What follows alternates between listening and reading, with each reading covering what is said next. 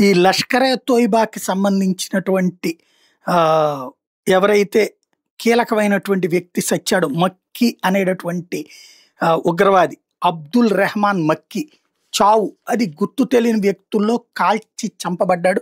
దాన్ని చేసిందని, Israel Mossad చేసిందని చెప్తుంటే ఇప్పుడు కొత్త పాయింట్ చర్చకొస్తుంది.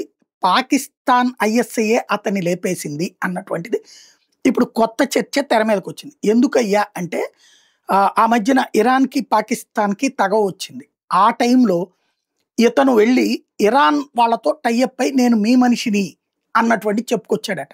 అప్పటినుండి ఈ మక్కీ మీద వ్యతిరేకత వ్యక్తమవుతోంది.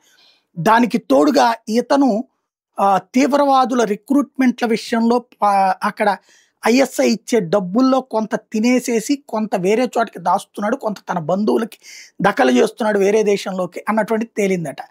దాంతో దాని గురించి వివరణ అడిగితే, దానికి నీకు సమాధానం చెప్పాల్సిన అవసరం లేదని ఐఎస్ఐకి సంబంధించినటువంటి చీఫులతో మాట్లాడుతున్నట్టు, అక్కడ ఉన్నటువంటి సైనిక చీఫులను కూడా పట్టించుకోవట్లేదు.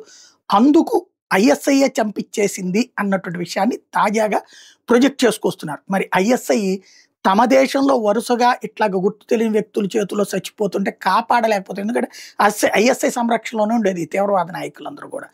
అలాంటిది ఫెయిల్ అవుతున్నారు కాబట్టి ఇట్లాంటి కథ అల్లిందా అన్నది ఇప్పుడు చర్చకొస్తోంది.